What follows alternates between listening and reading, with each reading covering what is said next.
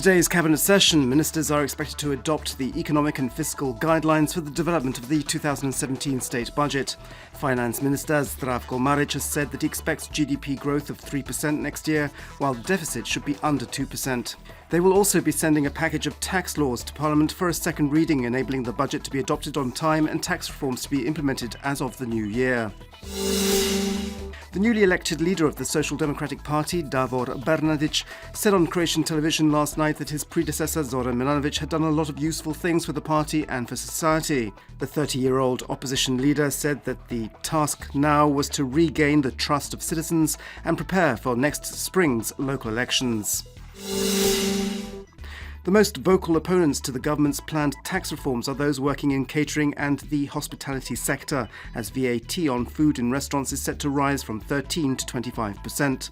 More than 1,000 people working in that sector are taking part in a two-day congress in Split, where the government will be urged to abandon the VAT hike.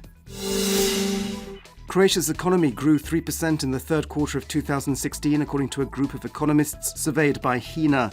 This would be the fastest rate of growth the economy has seen in 8 years. The experts identified a rise in spending and investments as well as a record-breaking tourism season as the key drivers of the economy.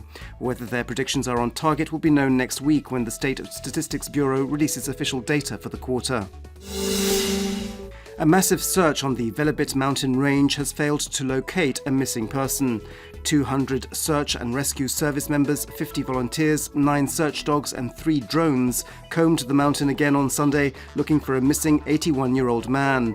The man disappeared 10 days ago after dropping his son off at a paragliding location on the mountain. Advent celebrations have begun. In Pula yesterday afternoon, the first candle on a giant wreath was lit, marking the beginning of the Advent festivities, which will run until the 18th of December. A number of events have been organised, such as live performances and a special ice skating rink in front of the Istrian city's famous Roman amphitheatre.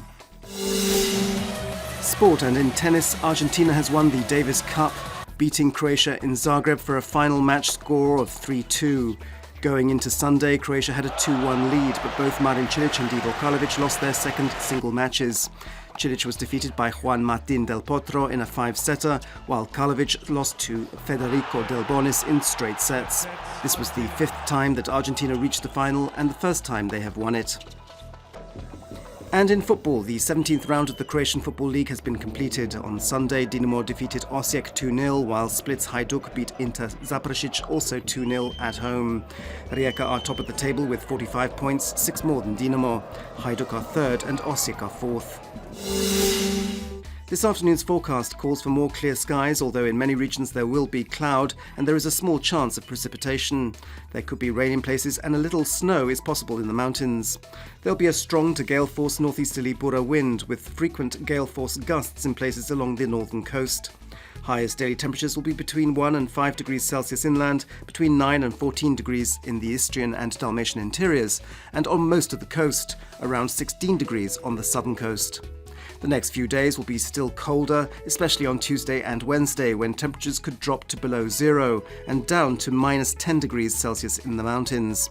It will remain at least partly sunny, with lingering fog becoming more frequent from Wednesday, while there could be a little snow in mountainous areas on Tuesday morning. On the coast it'll be stable and mainly sunny, although noticeably colder than in recent days. There'll be a strong to gale force strength northeasterly Bura wind.